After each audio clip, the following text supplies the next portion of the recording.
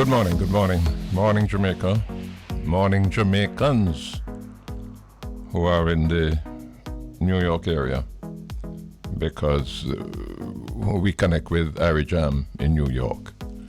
This is Jamaica Live. We're on Bridge 99. We broadcast from the studios in Kingston, but as I said, we are carried as well, certainly for the first hour, by Jam in New York. Another day, another Monday. First Monday in November. Next month is Christmas. Can you believe that? We look as if the year just started not too long ago. But we give thanks. We're here again today. We do this program every Monday. We try to identify issues that are of interest and importance to us, both here in Jamaica and in the diaspora. We try to discuss them in depth, which is why we don't jump all over the place with several different issues. We focus on a single issue for each program, try to get a full understanding of all of the aspects of it, what it means for us. And we try to help, hopefully, we try to help listeners to come to their own conclusions. We don't impose our own views and opinions on anybody. But we just feel that by discussion, and also by having on the program guests who can bring a particular perspective, either drawn from their own expertise or their own perceptions, but persons who can help us to understand these issues and help to guide us towards coming to our own opinions and conclusions. And I really want to thank all of those who, over the little over a year that I've been doing this program, have graced us with their presence, with their views on Jamaica Live. That's what we're about. Jamaica Live. Bridge 99, broadcasting from Kingston, broadcasting as well to Jam.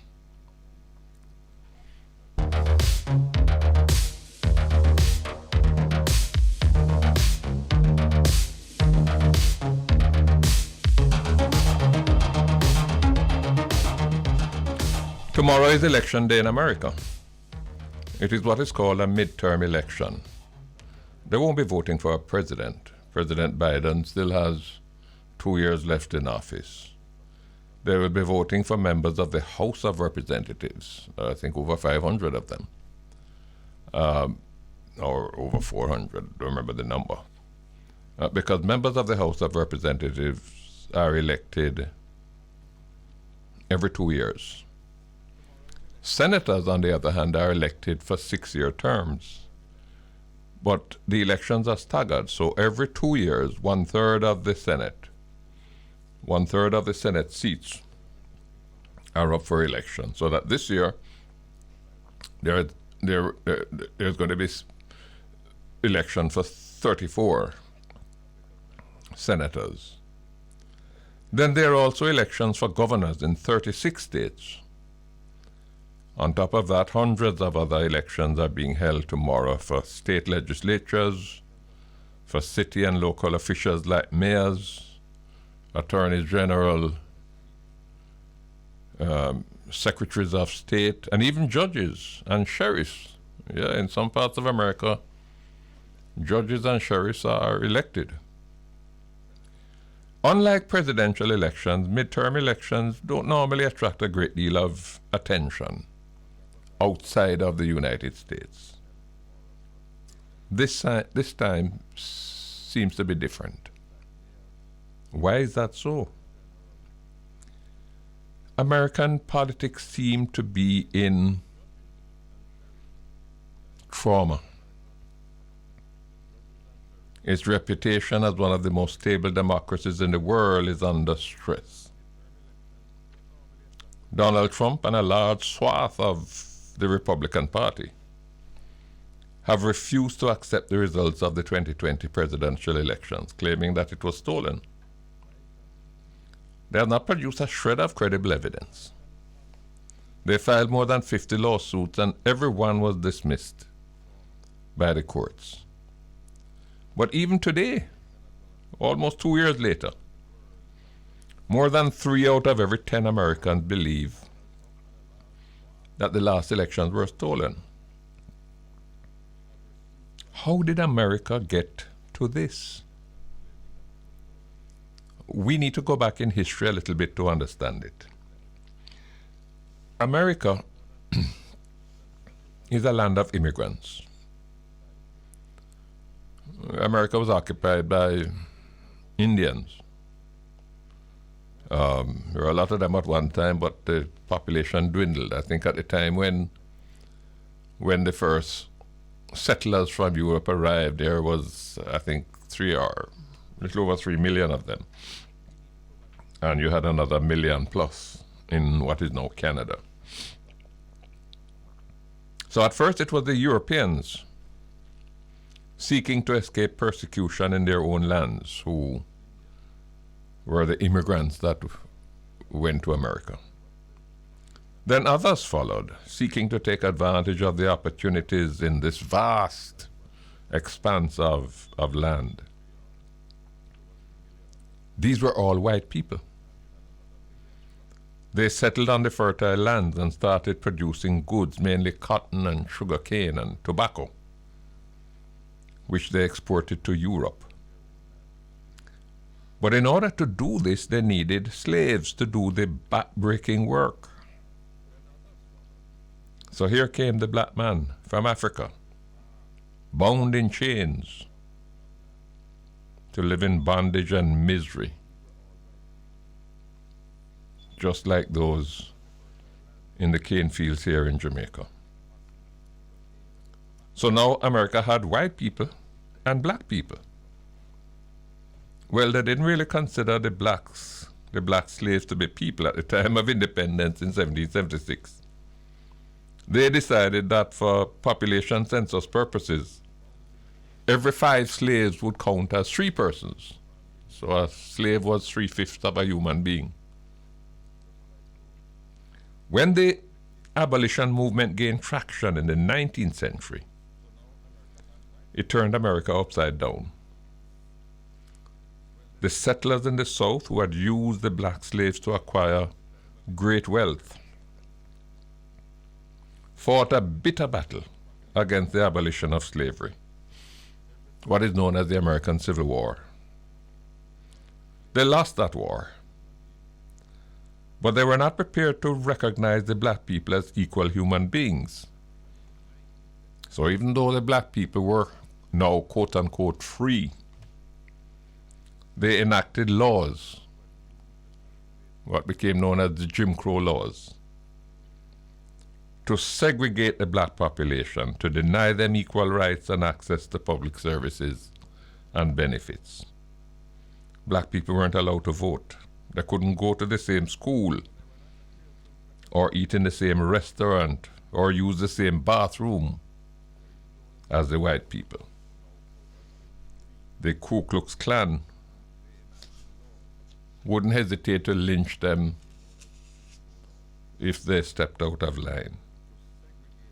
It took years of struggle and martyrdom. It took the emergence and leadership of the Reverend Martin Luther King Jr. and others like him in the civil rights movement to secure equal rights for black people, at least on paper. Many white Americans have never been comfortable with that arrangement. But the concept of equality had become so powerful and so universally endorsed that many of them suffered in silence. It became a taboo to use the word nigger. As America grew in prosperity and became the most powerful economy in the world, more migrants arrived, this time not just white people from Europe, but black people from Africa and the Caribbean, colored people from Asia, people from the Orient,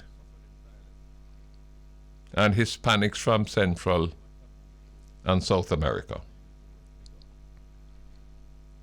American white people were now facing a big problem. Too many non-white people were living in America. You know, it is projected that by 2050, that is less than 3 decades from now, the white population in America will be outnumbered by the non-white population. For many of them, this is a looming crisis. The reality of that crisis hit them in 2008 when Barack Obama was elected as the first non-white, worse than that, the first black man to be the president of the United States. How on God's earth could that have been allowed to happen? What is this skinny black fellow with a funny Muslim-sounding name doing in the White House? Talk about him as president of the United States. You know, it is not just coincidence, you know, that the violent right-wing extremist groups that we have seen asserting themselves in recent times, hell-bent on destabilizing America's democracy. I'm talking about groups like the Oath Keepers, another one called the 3%ers. They were formed around the same time that Barack Obama came to office. And they were quickly followed by another one called the Proud Boys. These are the ones that Donald Trump exhorted to stand back but stand by. Some white Americans are no longer hesitant or embarrassed about displaying their prejudices and bigotry. They will use the word nigger now very loosely. They no longer feel embarrassed about it. At the root of this conundrum in the United States is a crisis of identity and a conflict of values. There is confusion in America as to what America is, what its values are, who we are. We are supposed to be the most powerful nation in the world, and what we're doing with them whole heap of non-white people. You know, it's a claim pride in its diversity and recognition of equality has turned out to be merely a screen that has masked for a long time what it really is and what it is now determined to reassert. Donald Trump did not have the intellectual acuity to create this dilemma. He was merely the match that ignited the bonfire. He just happened to be there at the right time to provide expression and to provide leadership and to provide provocation, so that all of these people who have had to be bottling up their emotions and their prejudices for so long now felt emboldened. They could now jump out and wave the Confederate flag because they now had a champion who would defend them, who would protect them, who was saying what they have wanted said for a long time. So these midterm elections have taken on huge significance. The results tomorrow will show the direction in which America is going. In a sense, tomorrow, the Civil War is being reenacted. The elections are being held at an awkward time. The average American is under pressure with the rising cost of living, the worst that America has seen in 40 years. When people can't buy the amount of groceries they are accustomed to, when they can no longer pay the rent or afford to go to the doctor or go to the pharmacy, they blame the government. And if an election is held, they are inclined to vote against the party that is in government. Opinion polls suggest that they are likely to do that tomorrow because they're so vexed over rising prices that they're not really paying much attention to what Barack Obama, I saw him on the platform over the weekend, warning people that look, your future is at stake, your future is on this ballot, your democracy is on this ballot. What does this mean for Jamaica? Is it something that we should be concerned about? What does it mean for Jamaicans who live in America? Because they represent the largest chunk of the Jamaican diaspora. That's what we're talking about today. Talking about the midterm elections tomorrow. We're talking about what they mean for us here in Jamaica and what they mean for our brothers and sisters who live in America. That's our discussion, that's our topic when we come back. Welcome back, Jamaica Live. The U.S. midterm elections tomorrow, that's what we're talking about today. And I'm very pleased to welcome my first guest, Mr. Wayne Golding. He's an attorney at law in Florida. He's a member of the Diaspora Council. He and I happen to have the same last name, but don't hold that against him. That is just coincidence. Wayne, welcome to the program. Thank you, sir. I'm so happy to be with you this morning. It's been a while. You're looking well. And thank you again for inviting me and having the opportunity to speak to my fellow Jamaicans wherever they are in the world. Wayne, elections are on tomorrow. Normally, midterm elections don't really concern us in Jamaica. We pay a little more attention when it's presidential elections. But I find myself and a number of persons that I've spoken with can't avoid having a feeling of anxiety about what is going to happen when the results are known tomorrow. Why should we be anxious?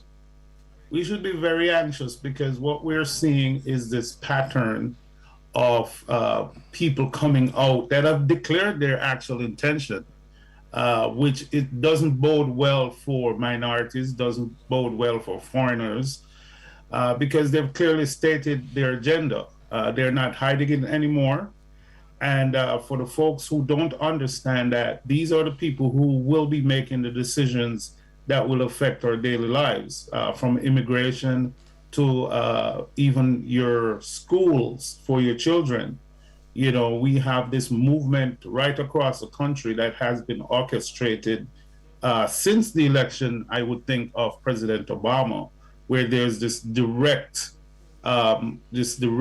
action from people who are looking to defeat democracy and the ability of minorities especially to participate fairly in elections here in the United States. And they have clearly set out their agenda.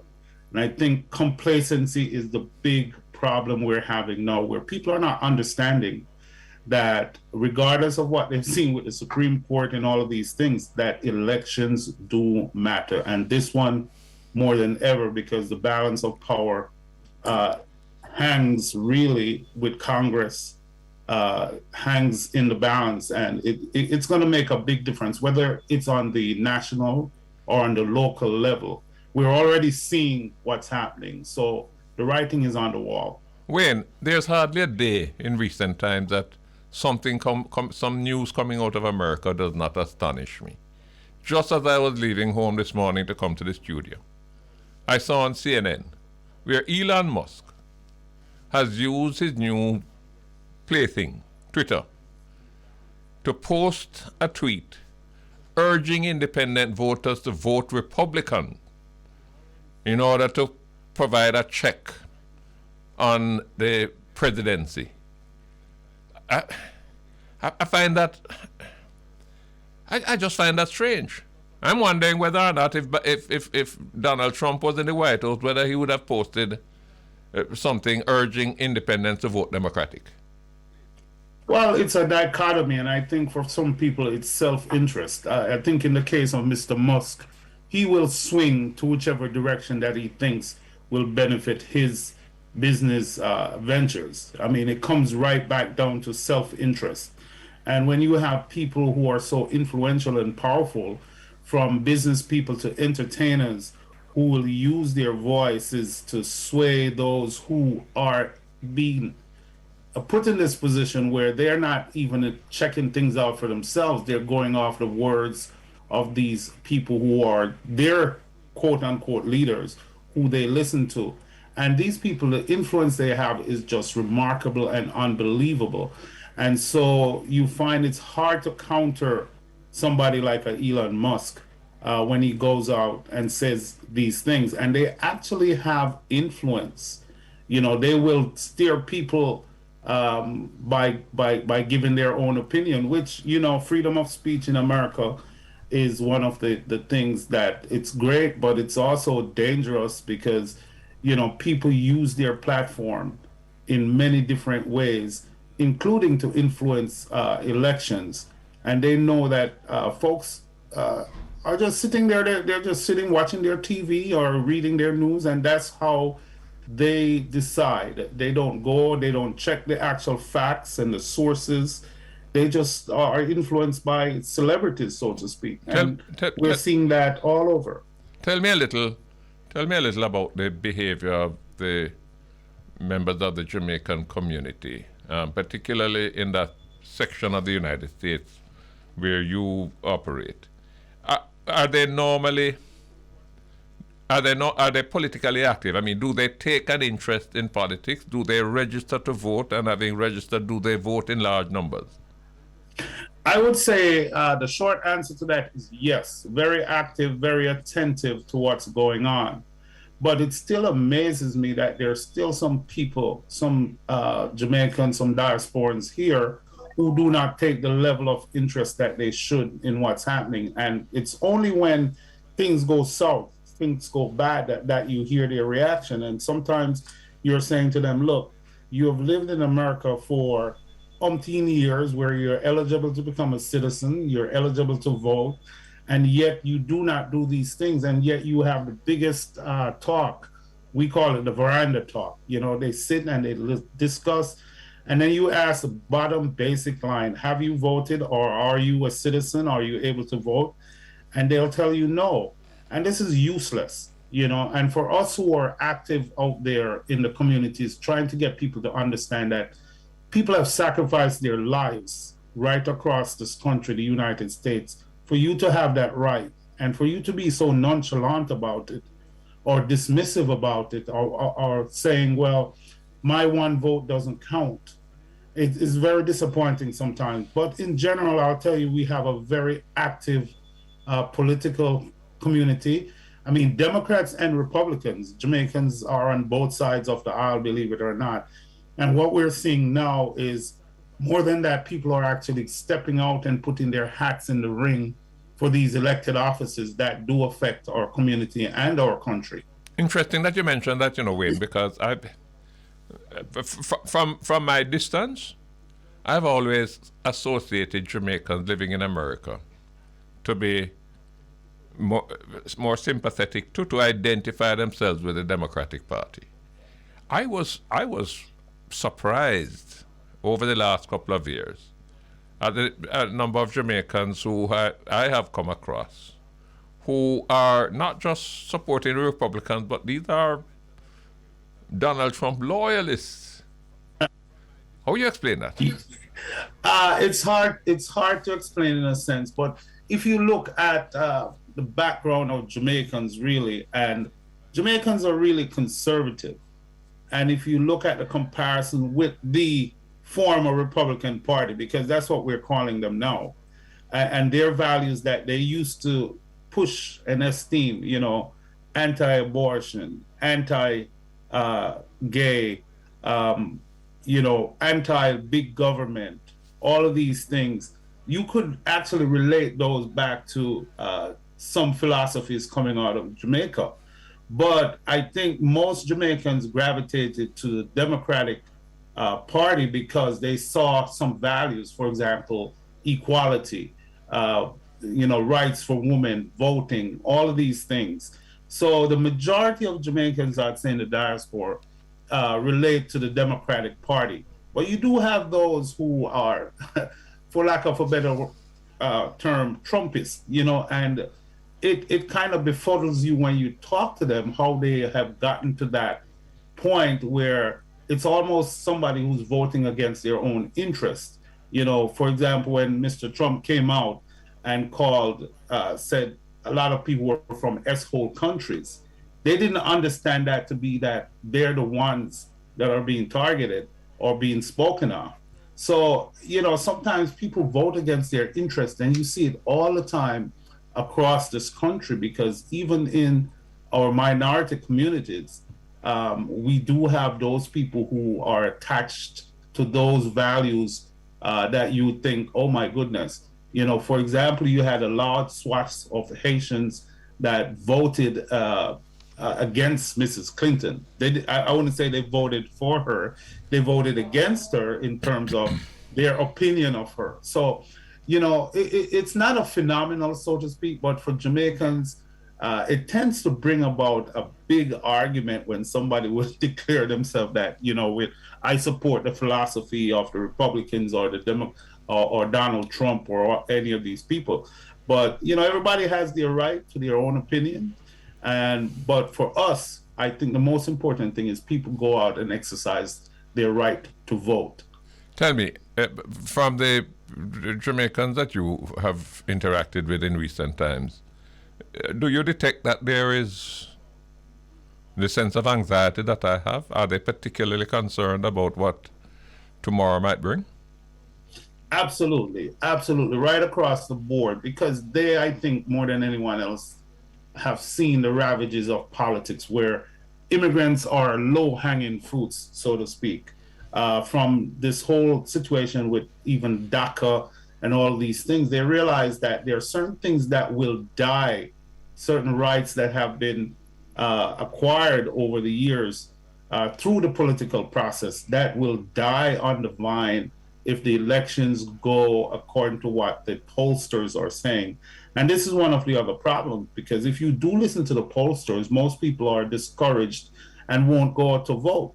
And that is what we're saying to people. Yes, we have seen this overconfidence before, and usually the incumbent party does not get the number of seats they want in the midterms. It's usually a shift in power.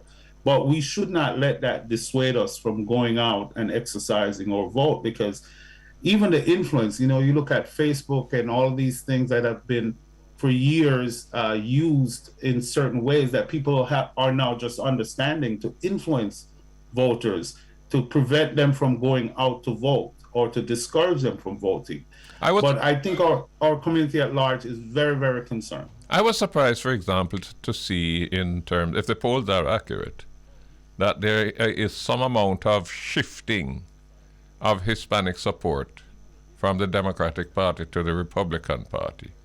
Now, I found it difficult to understand. I don't know whether there's a situation where, I mean, with the kind of hostile position that the Republicans have taken towards migration, I don't know whether it's because these are persons who, they made it, and therefore they don't mind if you pull up the drawboard, because they're not too interested in anybody else trekking the same journey that they did. But how do you explain that? Well, you know, when you use the broad term Hispanic, it encompasses different nations, so to speak, people of different heritage. If you're talking about folks from Mexico, I think right now I'm sitting in Southern California, and you are looking around in the political atmosphere here, and you're seeing more participation on the political level by people of Mexican heritage. And one would think that they would be more aligned with the Democrats.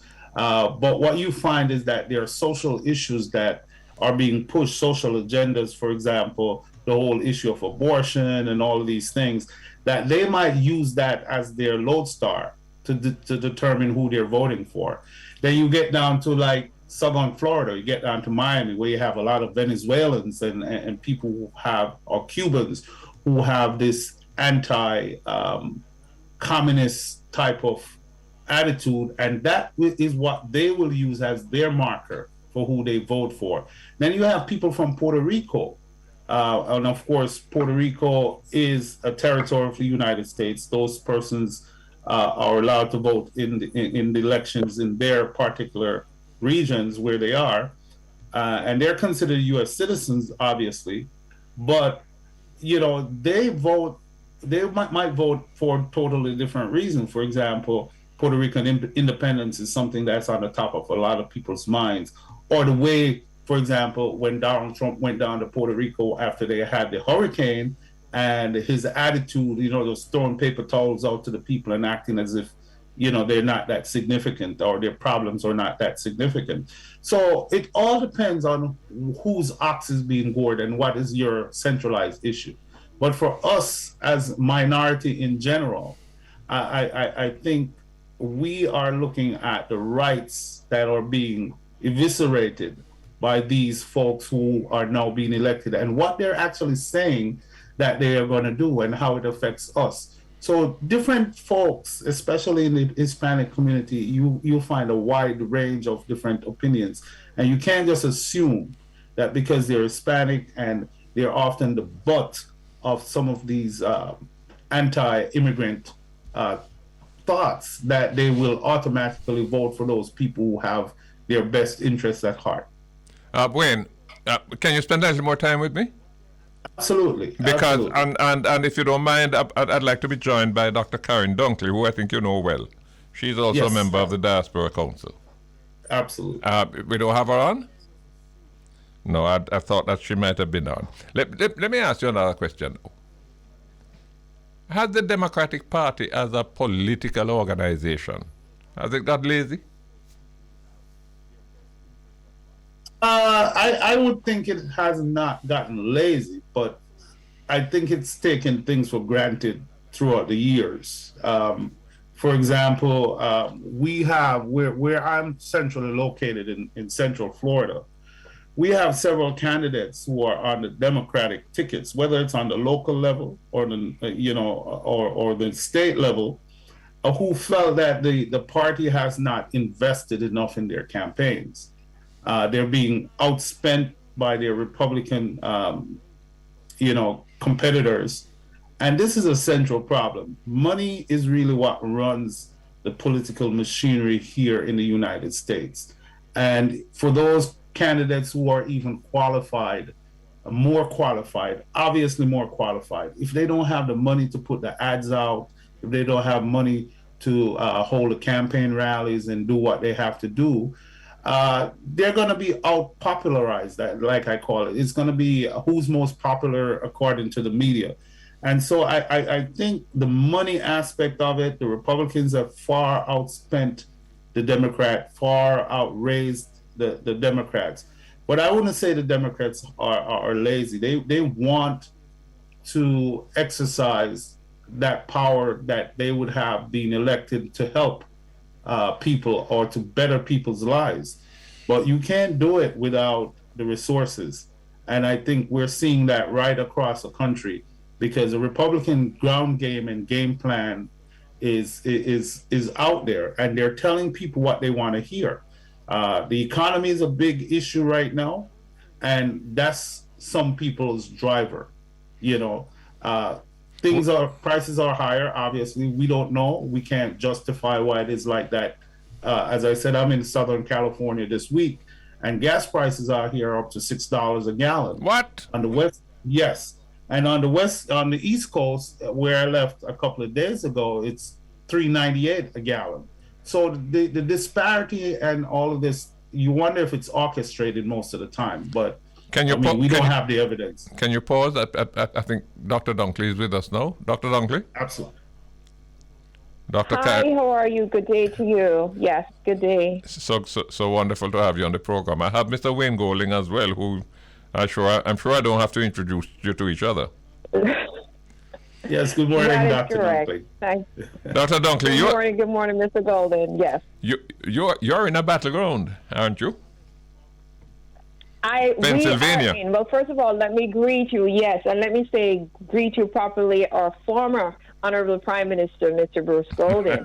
No. And so thank you so much for having me. Really great to be on with my great counterpart, also on the council and diaspora leader, Wayne Golding. Yes. We are in an intense battleground, both for the Senate race certainly between Mehmet Haas and John Fetterman. Within, they said, at least a 0.5 or 0.2 percentage. That is how tight this race is. And it's one, and remember that all the Republicans need is one Senate seat to take control. And in Pennsylvania right now, the way it looks in terms of the numbers, but also in the atmosphere on the street, is that this race can go either way tomorrow. Well, let me ask you this, Karren.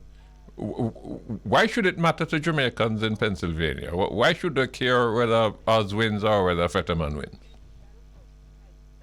It absolutely matters. I heard Wayne talking about the economy. I think particularly in Pennsylvania, if people recall in 2016 when Trump won the election, the Trump-Pence ticket, that immigration was one of the key areas in which Pennsylvania voted for, and Pennsylvania was one of the states that delivered the election in terms of the electoral votes for Trump and Pence. And again, when Biden and Harris came on for 2020, it was Pennsylvania, especially Philadelphia, that became a deciding, again, a key state. So immigration matters because if you look at the narrative that happens here, Philadelphia itself is a sanctuary city. It's the only sanctuary city across the entire state.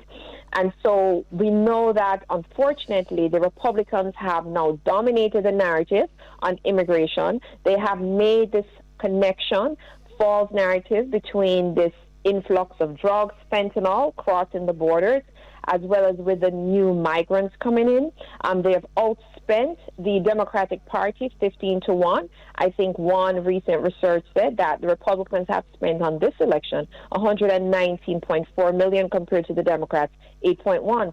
It matters to our community because the majority of immigrants in the entire state of Pennsylvania are immigrants from countries and communities of color, from Africa, from the Caribbean. And we did have, with the recent displacement in the Ukraine, those war-torn immigrants, but primarily it is us.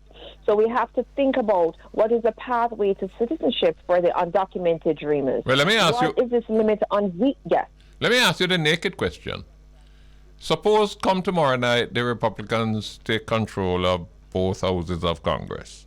And suppose that is the precursor to a return of Donald Trump to the White House in 2024. Does that scenario pose a threat to Jamaicans in the United States? Absolutely, because we need a pathway to citizenship. You're talking about visa limits. So you saw that the last go-round, if we look closely, that the Jamaica was not even included in terms of ensuring higher numbers of visas. So the DACA students, it matters. We rely on farm work and work authorizations. Our community is extremely impacted by work authorizations. And currently with the labor shortage, this becomes an area of opportunity that we can maximize. With Republicans coming in, they plan to return to the restrictive immigration policies implemented by Donald Trump. So we're absolutely impacted, coupled with, by the way, the fact that, and I don't know if we are really talking about this enough because people really want to talk about gas and food and housing and immigration and visas.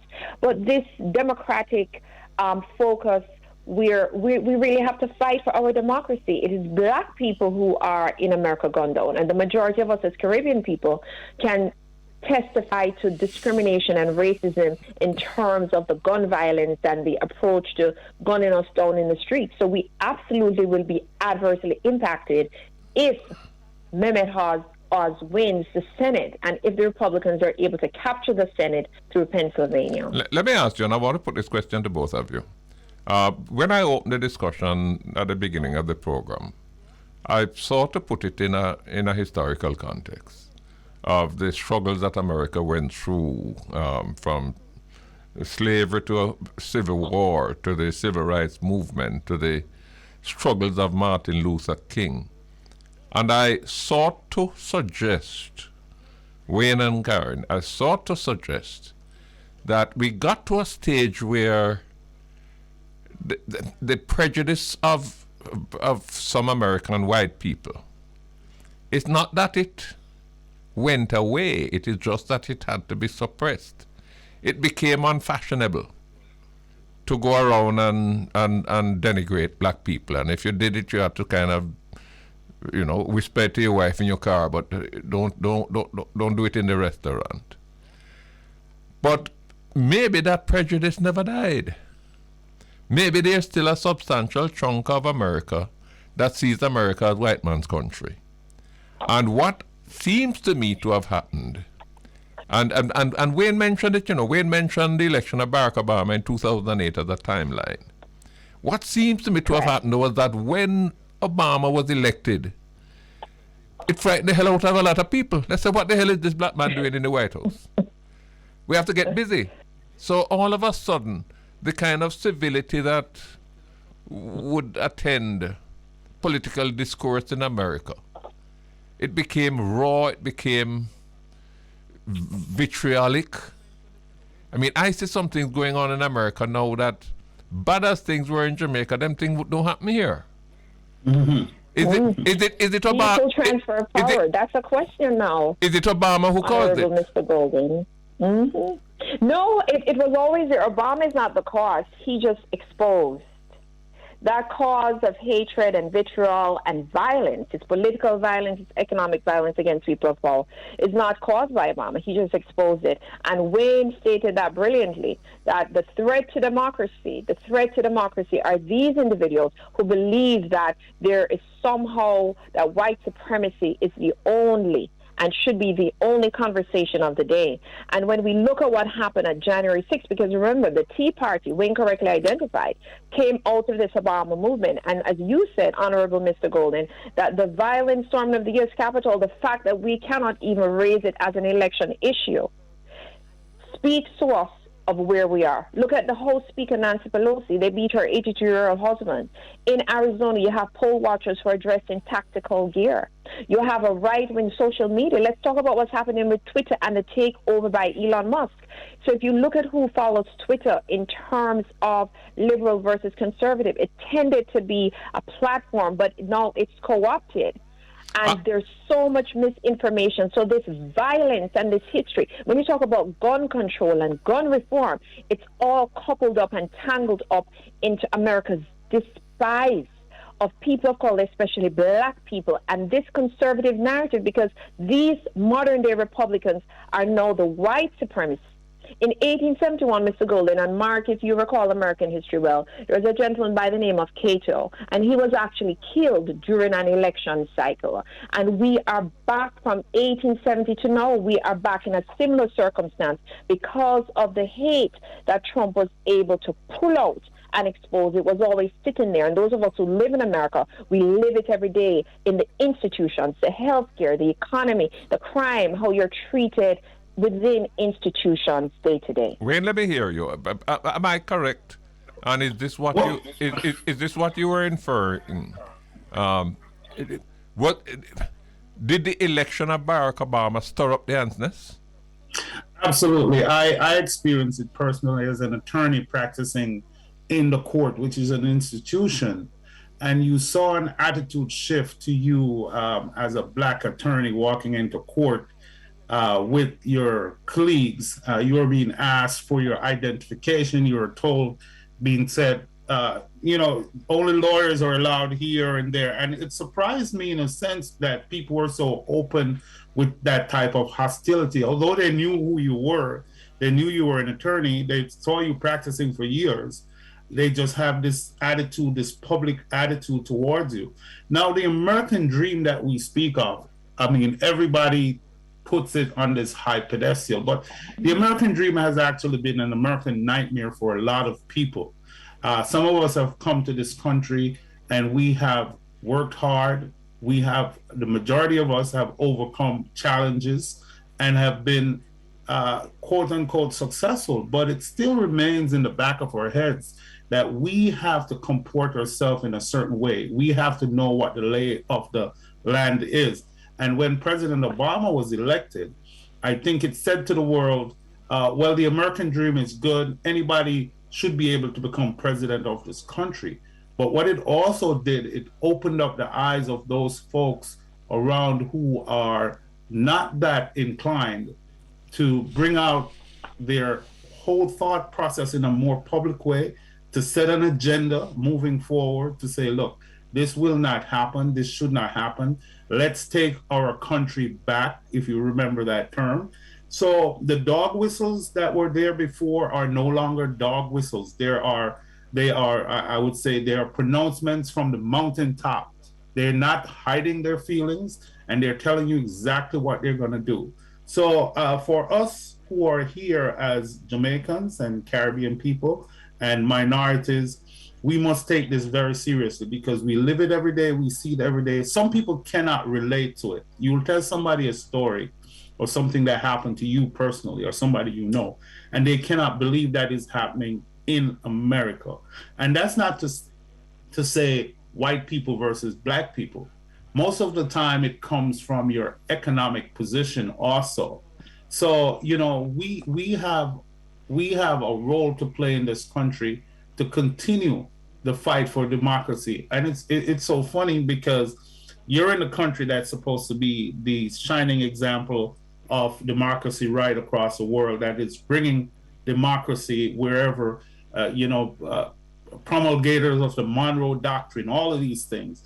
And yet within the borders, we have this turmoil, this conflict that has been ongoing since time immortal. And for those who have sacrificed and continue to sacrifice for democracy, this election really is pivotal in that process. But because I have a plan moving forward if it doesn't go well. And that's what I'm telling people, make your plan. How are you going to survive? Just like how we survived the 4 years under the former president. Let me ask both of you this, without even asking you to foretell what the results will be tomorrow night. What kind of America do you foresee 10 years down the road? What is it going to be America that people like me might have a difficulty recognizing, or is it an America that I'll be able to say, well, America really has fortitude because they overcame this time of crisis? Well, Karren, you can go first. Thank you so much. I think the type of America that we will see 10 years down the road absolutely depends on who wins and who takes control. Because if we have a divided government, my sense is that they will not exact upon Biden the same level of hate that they did on Obama. So there's certain pieces of legislation and certain attitudinal with some undercurrents that may get through, like bipartisan support around immigration items. However, it absolutely depends. You asked about what kind of America.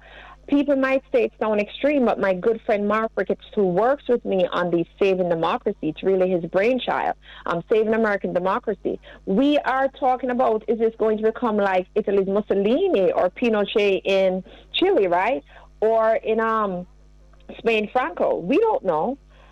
But what we do know is that look at right now, if past its prologue, if January 6th we have to have a hearing, if in this 2022 we have majority Republican states right now are suing to disqualify ballots, if you look at the electorate, 20% suburban white women, we have to watch because they delivered the election for Trump in 2020, and we see again that they are 15% leaning towards Republican.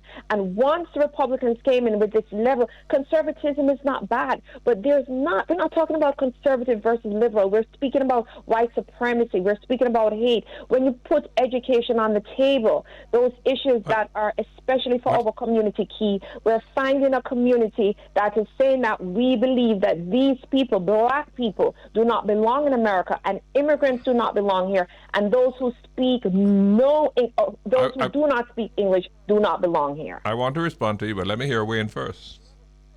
Well, for me, I have to deal with the reality from the legalistic point of view. Just the composure of the Supreme Court gives me pause to think that we are going to be at any time soon returning to that level of civility and democracy, because legally right now our hands are tied. The majority on the Supreme Court has really declared its hands in terms of the laws that are going up in front of it to be challenged in their direction. And that is really what drives this country. Yes, our legislators who are elected pass laws, and if they're in a position to get their thing passed and it's challenged and it goes all the way up to the Supreme Court, we already kind of know what direction it's going to go in. So it's a matter of people being prepared to fight for democracy, to continue to go out there and vote, because even if this election is lost in that sense, they need not to give up. They need to make sure that the next go around they're ready to put these people out to pasture, because it's not going to be pretty. But it's not going to be pretty for a long time. But I suggest to you, Wayne, and in response to Karren as well, that it's going to require more than just an election victory, if that is possible, if you can snatch victory out of the jaws of defeat.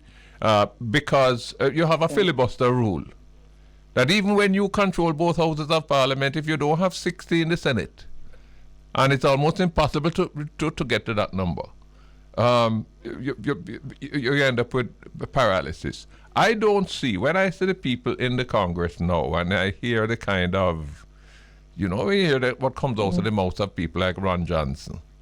There is no room in that discourse for any compromise or any consensus. It seems to me that America is at a stage where we thought it had gone past that stage, but it seems to me that America is at a stage where it needs a whole cultural repair job, and that requires leadership. I don't know where that leadership is going to come from. I don't see the Martin Luther Kings around anymore, or maybe I'm not looking hard enough. The Martin they're Luther not Kings showing are there. them to They're you. just not as visible, though. And I just wanted to punctuate. The Martin Luther Kings are there, but the point is we each need to be a Martin Luther King. What is happening, Mr. Golden, is we're in an interesting conundrum. Wayne alluded to the Supreme Court. Now they overturned Roe versus Wade, so it's back on the ballot in 5 states. And now they're looking at race factors in terms of admissions, really getting to the affirmative action. But the point is that I wanted to make is that here is the conundrum, that there are many black people who support the Supreme Court decision around Roe versus Wade, because again, it's not a monolith. We're not a monolith, and there's not a one size fits all. Don't stop there. There are many black people who support Trump, but that's not new. Right. That's not new. That used to happen. Right. That used to happen on the plantation. Yes. Absolutely. That's the conundrum. And I just want to say, and even where we would think that we have allies, for example, and we're not saying the entire Hispanic community, but look what happened in Los Angeles, where we had major players, the president of the city council, maligning black people and other persons of color and organizing to strip black voters of their clout and their rights in terms of city council realignment. So this is a very deep and complex situation. I'm in trouble. I'm out of time, but I really appreciate both of you coming on, Dr. Karren Dunkley and Mr. Wayne Golding, two very stalwart members of our diaspora in the United States. We're talking about the midterm elections, what implications they have for Jamaica and particularly Jamaicans in the U.S. Thank you both, Dr. Dunkley and Mr. Wayne Golding. Thank you both very much. We take a break. We're talking about the U.S. midterm elections, what implications they have for us here in Jamaica, but perhaps even more importantly for our Jamaican brothers and sisters in the United States. We had a very interesting discussion with Mr. Wayne Golding and Dr. Karren Dunkley. Both of them are members of the Jamaican Diaspora Council. We're going to be joined by another member shortly. This is Dr. Alan Cunningham. He's the Diaspora Council member for the southern region of the United States, and that actually chose them because they are so heavily involved in diaspora affairs that they would be able to give us an intelligent, informed assessment of what these elections mean. Voting has been going on for some time.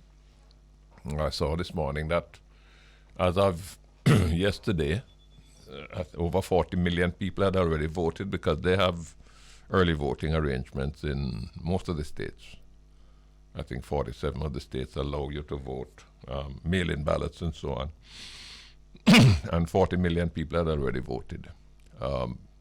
Remember that in the last presidential elections, the number of persons who voted total was, I think, 150 million. We're not going to that sort of number tomorrow, but 40 million early voting in a midterm election seemed to be quite an impressive turnout. Big question, of course, is who are those 40 million? Are these Republicans or are these Democrats? The election, in terms of the control of the Senate, it is going to boil down to essentially 4 states, Pennsylvania, Georgia, Nevada, and which is the other one? Ohio. And the polls are suggesting neck and neck in Pennsylvania and Georgia. Those two are kind of twin, because in Pennsylvania it used to be represented by a Republican, I think, Pat Toomey, who retired. So if the Republicans win that, then they're simply keeping what they had before. If the Democrats win it, they'll be picking up a seat. And then now in Georgia was represented by Reverend Warnock. And he is now being challenged by footballer Herschel Walker. So if the Republicans win that, they would pick up a seat. If the Democrats win that, they would hold on to what they have. Those two in particular, and then Nevada, where is another big tussle. I'm not so much focusing on Ohio because that is a red state, a tough state to win. I think the Democrats miscalculated there. I don't think that they strategized enough and put enough support in there, but that's their call, not mine. We're very pleased to be joined now by Dr. Alan Cunningham, who is the Diaspora Council member for the Southern region of the United States. Dr. Cunningham, welcome to the program. Thank you very much, sir. It is indeed my pleasure. Tell me, I find myself very keyed up. I've cancelled everything that I would normally be doing on a Tuesday because I want to watch the reports of the voting procedures and then I want to watch the count. Why am I so keyed up? I don't live in America. Why am I so keyed up about the elections tomorrow? Because most definitely know that it can have far-reaching implications for all of us in the diaspora. Well, tell me about those. What are those implications? So the first one, in my estimation, is the impact of immigration. We're looking at Republicans have been known to curtail the movement of families across borders and making it difficult for reunification of the family. And then I'm sure you know about the DACA program where they have over 4,000 Jamaicans who are involved in that program, and they are trying to stifle that program. So on the other side, we have Social Security severely being curtailed by the Republicans, and in fact, they're trying to approach Congress to reauthorize Social Security every 3 years.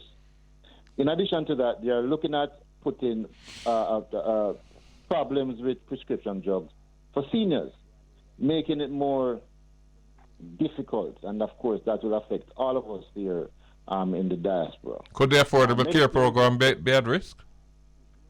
Yes, absolutely. Absolutely.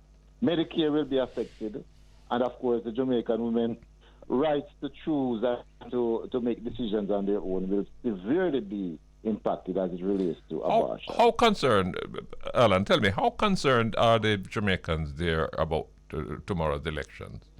I mean, some Jamaicans just don't get involved, they don't even bother register to vote, they don't vote. What's likely to be their response tomorrow?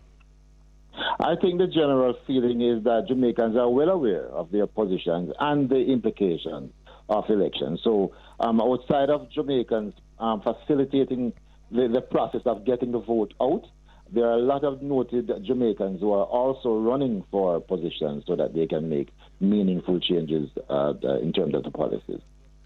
Tell me, I have a theory, but again, I'm looking at it from a distance, and I'm trying to to bring to my own formulation of opinion, my own observations over a long period of time. But tell me, I get a sense, you see, that that America had managed to contain is one word, suppress maybe another word, a feeling among a significant number of American people for many, many years. Martin Luther King did his job so well that it almost became embarrassing for you to display your color prejudice. But then when you all made this fatal mistake in 2008 of letting this black man reach the White House, it was like stirring up an ant's nest. All of a sudden people say, but hold on, what the hell is going on? And a movement, it seems to me that it is a movement that emerged. When I look and notice, for example, that, you know, organizations like the Proud Boys and the Oath Keepers. The Oath Keepers were formed merely months after Obama was elected. I kind of get a sense that some people saw it as a call to action. And what you're now seeing is the consequential developments of that effort, where there are some people in America who are determined to take it back from UNO. Am I crazy? No, you're not. You're absolutely correct. In fact, the 2008, as you term it, Barack Obama did empower us as African Americans, as you know, they termed us. So we now believe that the opportunities are there for us to be in leadership. But there are white people at the highest level. But there are a whole heap of white people who are following Trump all over the place, who say they're not going to allow that to happen again. Absolutely. So that is the spin-off. That is the opposite, because now they are empowered not to let it happen again. So and I think this is going to be lasting for quite some time. I think it's just a new American. As long as we have policies and procedures in place, we should be fine. As long as we are able to be persons at the table to help to make these decisions, I think we should be fine. And that is why it is important at this time for us to vote so that we can make the change that we would like to see. But you know what distresses me is that I don't. Tell me if I'm wrong, because I'm far away. Some of the things that are going on, some of the things that are coming out of the mouth of people like, what's his one name, Jordan, whatever Jordan is, Marjorie Taylor Greene. You have another lady from the Midwest, can't remember her name. The kind of utterances that they are making.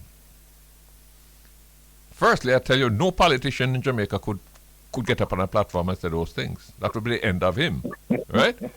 But I don't get a feeling of any revulsion among the American people.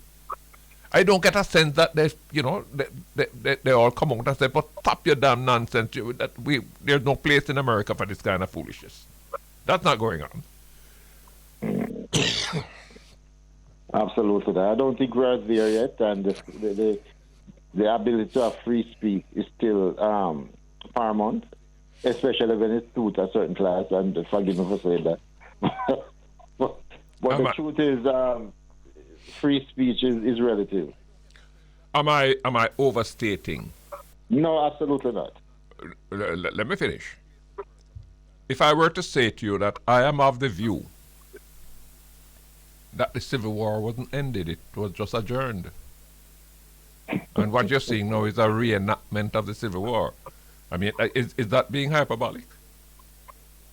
I wouldn't be so drastic as to reference the Civil War, but I think you would be I think you'd be within your right to say that, because the current situation that we're living here, you could compare it, of course, to the civil rights, but I don't think it's that drastic, especially when we have policies in place to protect. Well, let's look at some markers. Mm-hmm. I mean, Mr. Justice Clarence Thomas and Mr. Alito and his bunch, They just look away Roe versus Wade, no? Right. They're now turning their attention to affirmative action. They're out to dispatch that one as well. In many states, as you know, voting rights are being curtailed, especially as they affect minorities, right? The gerrymandering of districts, putting all the black votes in one or two districts in order that you can limit the number of black people who can win. All of these things are happening. And I hear the Democrats protesting. I hear some, civil society organizations protesting. But Martin Luther King must be turning in his grave that these things can be happening. And the whole of America don't sit up and say, but what is going on here? And if it continues to creep like this, I don't know where this thing is. I don't know where this thing is going to lead. I don't know when some legislature, some Congress, controlled by the right people, going to determine that all green card holders must go home. And then after that, now they're looking to see, well, I don't know that they can take away anybody's citizenship, but I get the impression that war has been declared. But maybe I'm being alarmist. I think it's just the idea that, a lot of systematic situations have been created to reduce the effectiveness of the black man in terms of his vote and etc. And so I agree with you 100%. I think if we are not careful, we might be in a position later on unable to defend ourselves. So I think we must be mindful of the changes that they're making, and so that we can just, stay on top of things. So I agree with you 100%. And what is likely? We were discussing about this last time. And what is likely to happen if the results tomorrow are simply a portent of what is going to happen in 2024? Let us say that Donald Trump is re-elected or is elected again to the White House in 2024. And let us say at that time he knows that this is his last term. No, you're not going to be able to run again. Mm-hmm. Now, when you have an unbridled Donald Trump in the White House, who don't have to worry about no re-election, what kind of 4 years are we possibly looking at? We thought about that. That's going to be disastrous for us, especially as Jamaican and Caribbean nationals. We are on the lower level of priority. So I think that would be disastrous. So it is on us to make sure that doesn't happen. Is there more is there more that we should be doing? By we I mean the diaspora, and not just the Jamaican diaspora, but the Caribbean, the Africans, the minorities. Are we touching base with each other and saying, yeah, we all have a common cause here that we have to fight? Is that happening? Well, we still represent less than 20% of the population, so we still would have to get partnerships with other cultures. You know what I mean? So it's up for discussion. But I think, I'm living here for 31 years, and I really believe in the promise of America. So I think that people will at least realize the follies and the systematic problems that we will be facing. So I am trusting in the goodness of America. I'm being honest and straight. Is racism more visible, more pronounced now than it was, say, 10 years ago? Well, I'm concentrated right here in Broward County. And in Broward County, there are a high population of African Americans, and in particular Caribbean nationals and Jamaicans. So to me, I might seem a little bit ignorant, but I am not under any real threat of prison, except for subtle systemic ones. But it's not as obvious as you think. But I suspect that in other states it is. Well, I can only relate an anecdote to you. I mean, my last child did her master's in the United States. She's a speech therapist, and after Trump won, this was her last year. Right. Shortly after Trump won, she called me one day and said that she stopped at this traffic light, and a car drove up, and the guy was kind of motioning to her, you know. So she wondered whether, you know, maybe she had a flat tire or he was trying to tell her something. When she wound down the window, he told her must take her black was it, and go back to where she come from. Now she said she had never experienced it in that kind of frontal way before. And it seemed to her that this was a new mood that came about with the victory of Trump. But how do you curtail that? How do you mitigate that? You see, you can't know how people are raising their kids. No, the point I'm making is that a couple of years ago, he might have felt that way, you know, but he didn't feel bold enough to wind down the window and say it. Yeah. But it seems to me that he now feels that he has a friend in court. He has a champion. He has somebody who thinks like him and will defend what he's saying, and therefore he can assert himself in a way that he wanted to for a long time. Yes. Yes. And that worries me. It worries me. It was always there. The feeling was always there. Yes, I agree with you. I agree with you entirely. Yeah. It's just that it had to be suppressed, no? Yes. Yes. There was a system to suppress it, but now the leader of the free world, sets the tone. So I think that's what is happening. Well, what are your expectations for tomorrow in terms of turnout?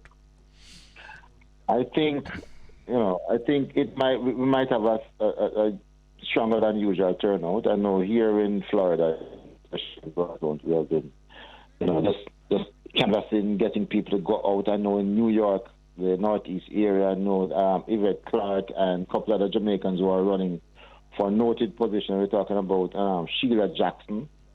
She's in Texas. What has the early voting been like in Florida? I don't know the exact numbers, but I know that we have seen some higher than normal turnout for early voting and for absentee ballot. Yeah. In fact, it ended yesterday. So, election day is just tomorrow, so it's just a matter of wait and see, wait and watch. You know, I try hard to understand American politics.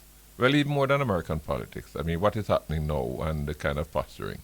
I was amazed yesterday to see Trump at a rally. He evidently is concerned about DeSantis. No, he sees DeSantis as a possible challenger. You're 2 days away from a midterm election. DeSantis is running for re-election. The polls suggest that he's way ahead. But you go on a platform 2 days before the election and you mock your fellow Republican who is on a ballot and refer to him as, what was it? Desanctimonious? Yeah. I mean, I'm just trying to, in the Jamaican politics that I understand, even when you and one of your own party colleagues, even when you and one of your own party colleagues have a problem, with an election 2 days away, you don't do nothing public. I mean, if you see him in a back room, you tell him too bad word, but you don't go on a platform and try to embarrass him. That's how empowered and confident he is. I mean, Black is pretty much a Republican state. Yeah. But I mean, and then when he did it, the crowd cheered. Yes. It's all coming from, as what you said, Donald Trump, the style of Donald Trump. Now there's a new way, a new image where politicians can get away with a whole heap of things, which previously it would have been unheard of. But they said DeSantis is a direct descendant of Donald Trump type of leadership. So anything is possible. Anything can be. But I don't think it's just Trump, because I don't credit Trump with the kind of smartness. I believe that Trump just happened to have come on the scene at a time when these feelings were boiling up because of Obama's ascendancy to the presidency. And he was the man who was on the bridge, and they said, grab him as a come man. It's a long time we're waiting for you because we don't like what is going on. And he has now become almost like a cult leader. Yep. Yes, sir. Even his own staunch enemy in the party is now his best friend. They're supporting him. Well, because they realize the impact he has on the country. Well, the kind of derogatory statements he made about Ted Cruz, for example, about Ted Cruz's father. Nasty. You know? Nasty. Him look after Mitch McConnell's wife the other day. Mm-hmm. And these people still run back at him? Mm-hmm. I think they're mostly out of fear now. They don't want to go against it. They say if you can't beat a man, you join him. Yeah, but you know, I mean, if that is very few of them walk away. I mean, I don't know her, and she and I would have serious arguments about some of our views. But Liz Cheney has earned my respect because at least she has between her legs what some men don't seem to have. Mm-hmm. Mm-hmm. And she's not afraid to come out and say it. I mean, I imagine her own life must be at risk. Yeah. But if you look at Mitt Romney, you see, when you go against Donald Trump in the party, then you stand the risk of being ostracized by everyone. Because I think there's a fear factor as it relates to Donald Trump. I don't think nobody wants to go against him. You know, they might go against him privately, but certainly not publicly. This man is unprecedented. He'll do and say things that you wouldn't expect. Yeah, but you know, the thing that worries me about it is the implications it has for my Jamaican brothers and sisters, like including yourself, who live up there, and beyond that, what implications it has for Jamaica and the region. Right. You know, because I don't like when nobody tell me about I'm in their backyard. I'm not in nobody's backyard. Me own a little piece of place out here, and I control 200 miles around our border, except where we are so close to another country, we have to share the 200. Right. But what you do affects me, and therefore I want somebody who can at least understand that we're all in this thing together. We must live together, and we have to prepare to compromise and give and take. And, you know, if you have somebody sitting in the White House who, as far as he's concerned, Jamaica is just one of those S-hole countries as we were told. That worries me. Worries me badly. Mm-hmm. Yeah, I agree. No, Alan, thanks a lot for joining me. Yeah? It's my privilege, man. Yeah, and I'll watch to see what happens tomorrow. I will watch with keen interest. We all are waiting. Yeah, okay. All right, have a nice day. You too. We're talking about the midterm elections in America to be held tomorrow. I've never seen a midterm that seemed to be as consequential as this one. So many things seem to be riding on it. Barack Obama has been at pains everywhere he has been in the last couple of days to tell people that their democracy is at stake. And he has sought to do it in a way that nobody else can do it like him. He's the most effective communicator that the Democratic Party has had for many, many years. But then I don't know whether his message is getting through, because I get a sense that people are just concerned. You heard what Wayne Golding said. He's in Southern California, and he had to pay $6 something a gallon for gas over there, much higher than in other parts of America. When you go to the supermarket, the price of everything gone up. Milk gone up 30%. That's what people are talking about, and they're not voting for anybody to solve it, you know, because Biden is in the White House. They're voting against those who they think caused it. The fact that much of the problem is worldwide is neither here nor there to them. That's the nature of politics, and the consequences of that is what they and us and we will have to live with. Let's take a break. Well, since you are there, let me just ask you, because I asked my previous guest. Did the election of a black man to the White House in 2008, did that stir up the antness? I think so. I think it did. It did, because white America then realized that the realities that we're now facing them, and the way the numbers are juxtaposing is that they'll become the minority in short order. So therefore, for them to fortify themselves and to maintain the entitlement or whatever privilege they've had over the years, which in their minds they'd have earned, they have to put in place certain mechanisms to make that last even longer. And that's why I see even the voter suppression and various rules and regulations being changed to allow for minority governments to be selected or elected for some time yet. Do we have Shauna on now? Shauna? Hello, sir. How are you? I'm good. Welcome to the program. I have Irwine Clare on the program as well. Hi, Shauna. Irwine. How are you?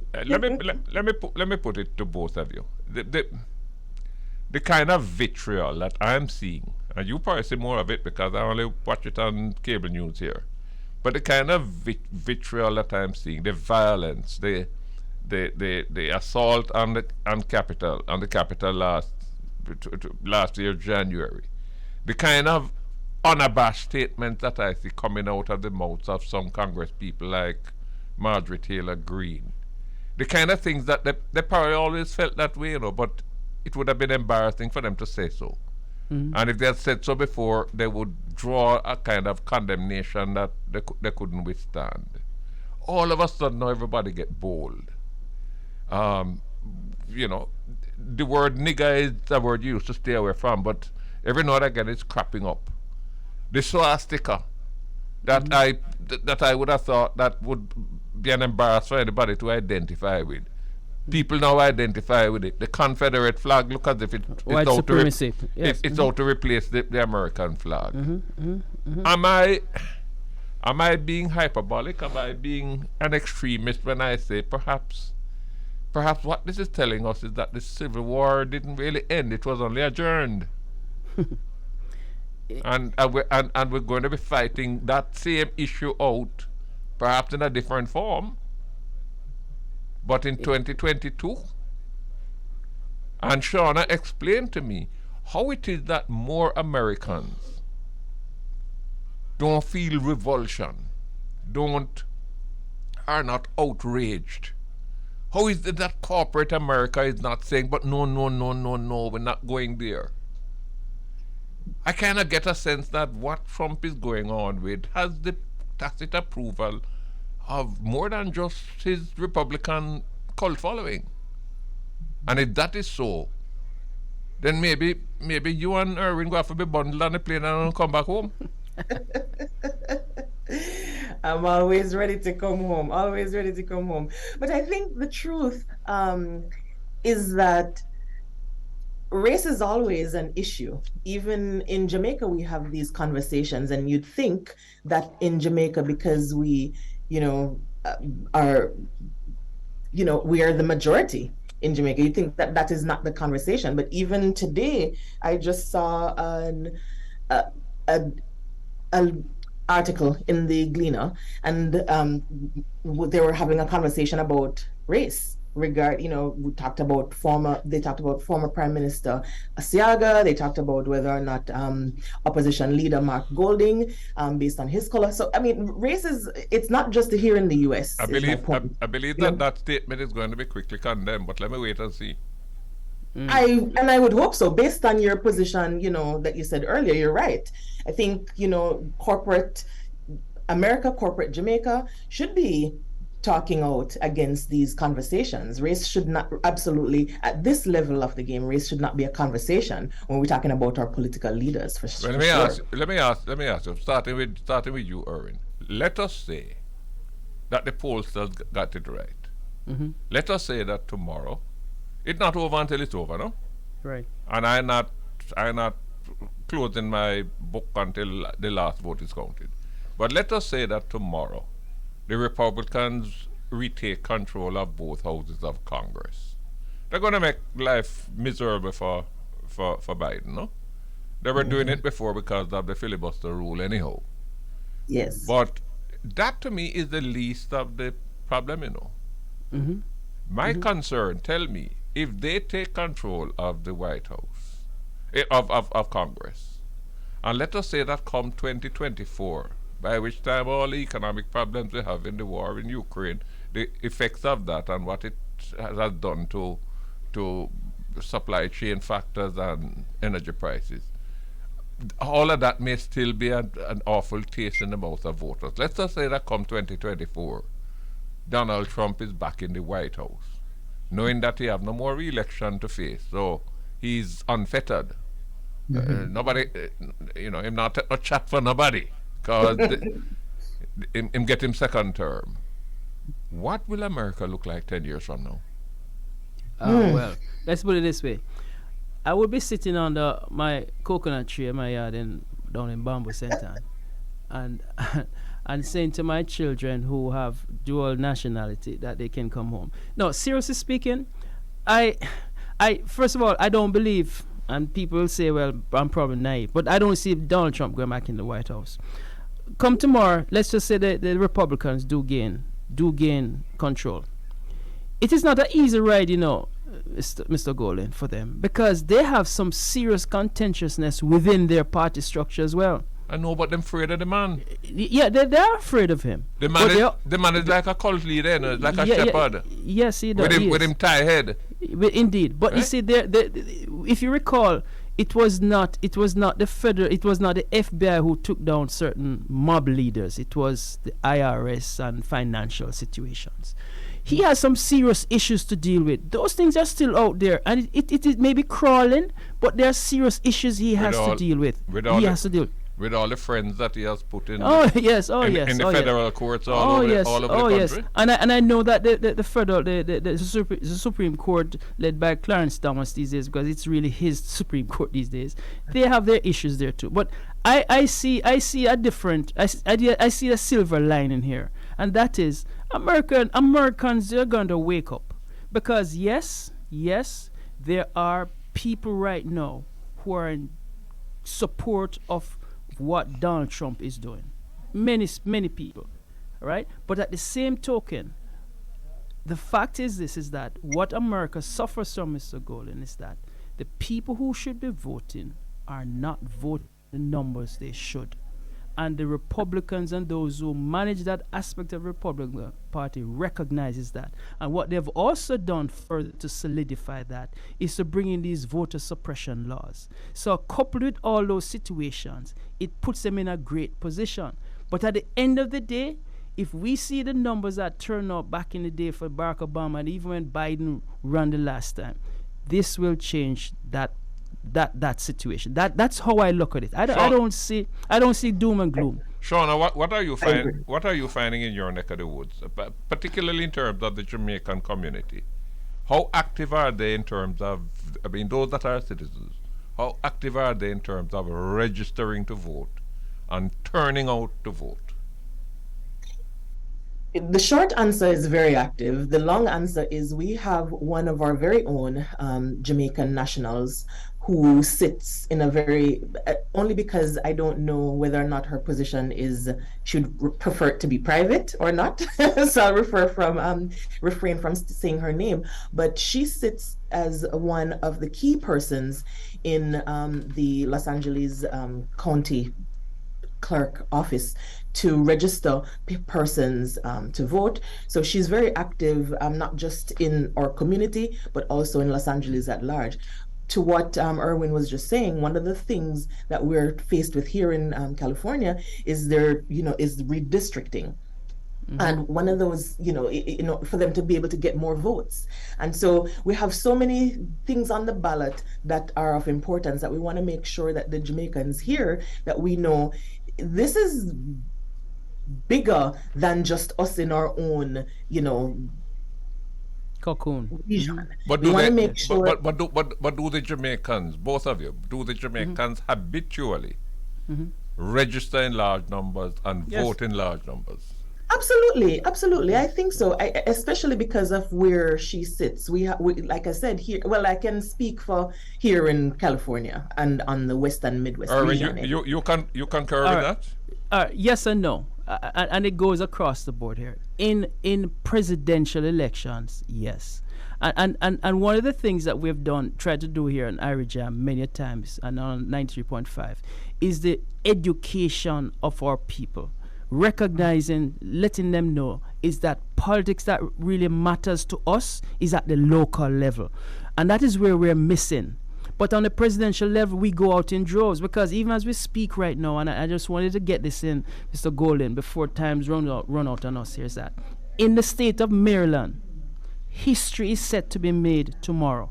If all goes well, we'll have two Wes. Jamaicans. Yes, with Wes and Anthony Brown, Attorney General. And those are significant points for us as a people, which should be a spark for us to have more confidence in the system, recognize that yes, we can. And so the point is that we have voted in presidential election, but not sufficient in the local elections where it really matters. I'm very impressed with Wes. I've listened to him in interviews a couple of times, and I'm really impressed. I think you're looking at a rising star. Oh yes, in the Democratic Party, and both his parents are Jamaicans. Yeah, the problem is that him have the wrong color though.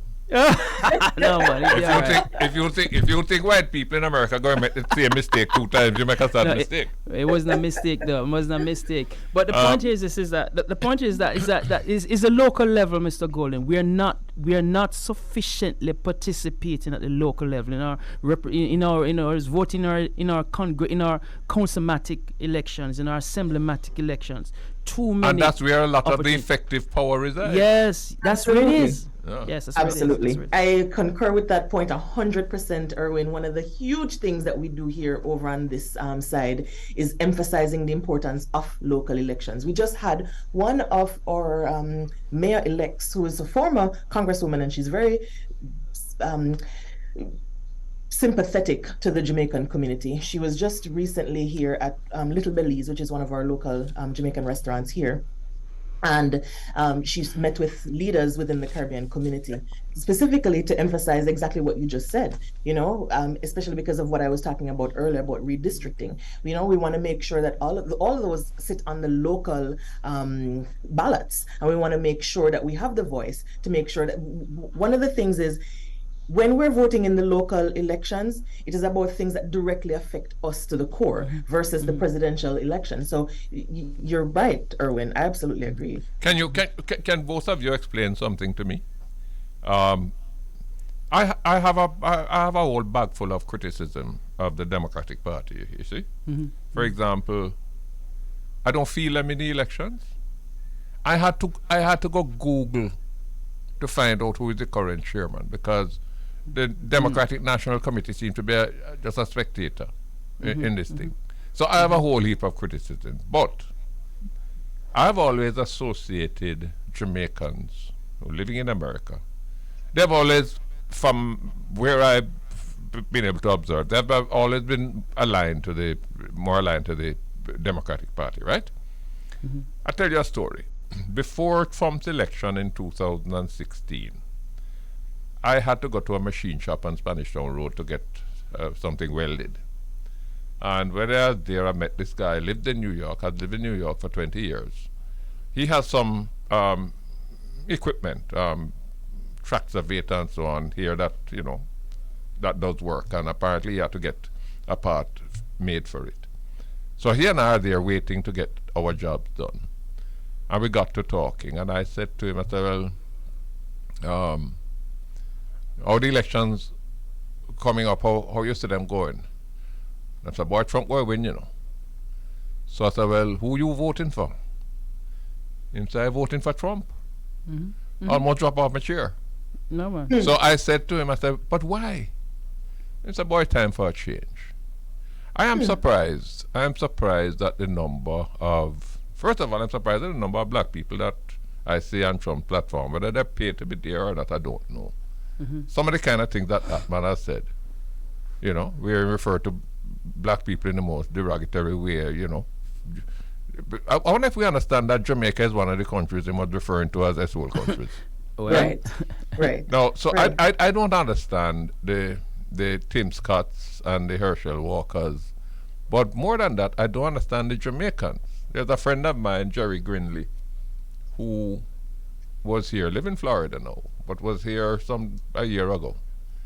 Big Trump supporter, and they had him quoted him in a Gleaner, hailing all the virtues of Trump.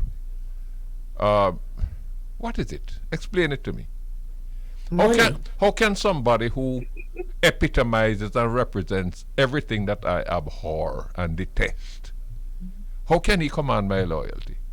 How can somebody who who insults my wife, wrongly accuses my father of being involved in the assassination of John F. Kennedy, and I still run back at him? Well, Mr. Golding. Explain that to me. First and foremost, let me go back to the Jamaican piece there. There are significant name brand Jamaicans who are Trump supporters, and when I say Trump supporters versus Republicans, because they're really two different situations. You know that. Trump supporters and Republicans, although there's a connection. They're not mutually exclusive. Yeah, right. No. The point is that you're right. People wanted a change. He came on with that kind of situation where he was defying the status quo. People are so caught up with the bureaucracies of government, has been so entrenched in bureaucracy, and people who have lived off the trough of the whole government situation. He came with the anti-government piece, which was what people latched onto, even to this day. And when he speaks of deep state, and many times people say when he speaks of deep state, he's actually speaking about himself. But however, he promotes it to the standpoint where it is an evil over there that he's fighting against. So having seen him in the White House for 4 years, and having watched him for 2 years out of the White House, you still follow back at him? Yes, we have Jamaicans right now in New York who are front and center supportive of him and will speak, even though they are themselves beneficiary of chain migration to which the president don't agree with, although his wife benefited from it. Yeah. And they're lockstep and barrel behind him. That's the nature of politics, Mr. Golding. Happens in Jamaica too. It's also about the media. One of the things that, to Irwin's point, you will have staunch Republicans who will say no, they don't want Trump as the front runner. They lean towards someone, say DeSantis or other persons, because they think he's just chaotic and they stand against his values. But to Irwin's point, he's right. There are some people who still go behind Trump himself, who are staunch supporters of him. And I think a huge portion of that is, one, they think they follow money, right? That's the first thing. The second thing is the media that they consume. There are so many I try to listen to both and watch both sides of the news outlets, just because it's fascinating to me when I hear them paint him in a particular light. But by the time you finish watching any particular article or conversation about him from his supporters, you almost want to say, if you never know better, you stop and say, wait, is that the same person? Because they paint him in such a good light, and whatever negative things that come out, they twist it. And so persons who are not as passionate about black values, they'll be swept away with the rhetoric. Let me say this to both of you. I've never lived in the United States, right? I mean, the longest I've ever been there is maybe for 2 weeks. But I've spent enough time as a student of politics to in my own thinking, to be able to analyze and to sort of see what is happening underneath. It seems to me that America is suffering a relapse from an ailment that it thought it had cured, and that it has to go through a process of rehabilitation that is going to require leadership. Now, Martin Luther King died 54 years ago. Are there any Martin Luther Kings around? What worries me, is that when I look on the political scene, neither within the Democratic Party nor within the Republican Party, in terms of somebody who could come and rescue the Republican Party to do what Liz Cheney is trying to do now, right?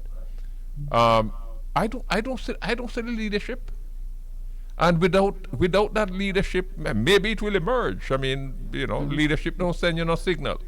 Maybe it will come about in short order, but without that leadership, the kind of cultural repair job that needs to be done to make sure that people understand that, America is not a country for white people alone. We thought we had learned that before, but since we didn't learn it properly, make us go to a refresher class again and see if we can sink that home in the minds of people. That requires leadership, And I'm worried that I don't see. I'm not seeing it. I hope that I will see it, but I'm not seeing it. That is true. That is true. And I think when you consider who is behind the Trump, who could be an alternative to Trump, it's just a version 2. DeSantis is not too far off from some of the things that Trump is all about. In the Democratic Party, the leadership there is yet to come out of a Biden. I'm not a supporter of a Biden but going forth. Shauna, both of you. Is any of you prepared to suggest to me that in 2024 Americans are going to be asked to go to the polls to vote to select between 2 80-year-old men? Huh? Well, you do have senators who are near 90. But hold on, man. I mean, even China has moved away from that, It's quite that's the way the political situation is set up, but it's quite possible. I can only hope again here that emerging after tomorrow leadership on both sides will define that. That whether it be DeSantis on this side or whomever else in the Democratic Party, those persons will step out. There's a lethargy, though, that seems to have crept in. A kind of, I don't know, I don't see the excitement. I don't see the ideas. I don't see anybody in either of the parties coming forward with some ideas that call you to say, hey, why didn't I think of that before? You know what it is? It's part of the long-term COVID-19 impact. I mean, let's face it. We're in time. We're in time. Them have more time to sit and develop some good strategy. Long-term COVID. Well, you need to go find a vaccine to deal with that. Well, you see, the ramifications go far wide and deep, Yes. Because when America gets into this kind of malaise, when it appears, when its own house seems to be in such disorder, the world jumps. Everybody in the world is now a Don because the real big Don look like him busy. It's just like my final statement that will be similar to what social media is all about. In time, there were functional, when we say media houses, you looked forward for information. Today, everybody with a cell phone in their hand is a media mogul. How you explain Elon Musk? I don't think that is normal life. I mean, the thing the meme he posted about Paul Pelosi last week. Yes. That was scurrilous enough. But today, when I was leaving home to come to the studio, I saw on CNN where he has put out a tweet urging independent voters to vote Republican since you have a Democrat in the White House. Mm-hmm. What kind of foolful something that? What? Oh, I didn't see that. I haven't seen that today yet. The power of the media, sir. So I wonder if Trump was in the White House, whether he would be urging independents to vote Democratic. Well, one never knows because he was once a Democrat, he said. As I say, nature abhors a vacuum, Yes. And if America decides to leave its post in terms of being the leader of the free world, somebody else going to take that position. And what frightens me is the possibilities of who that might be. There you go. He's right now in. Which goes back to why what Irwine said was so important. Just emphasizing the importance of local elections. Yes. Because then you can at least change your immediate surrounding, what affects you in your immediate surroundings. And you can protect the democratic process at the grassroots. That's where it is protected. Where the rules are made. That's where it's protected. That's where it's protected. Yeah. I want to thank you both. I'm out of time, but thank you both. Irwine Clare. I call him one of Jamaica's foremost activists. And my bag's I packed. I agree. My bag's packed. My bags are packed. And of course, Shauna Chin, who is our diaspora council member for the Western and Midwest. Thank you both for joining me. All the best. That's the end of the program for today. We will be back next week. Maybe next week we can spend some time discussing what happens tomorrow and what the implications are. or we may jump into something else.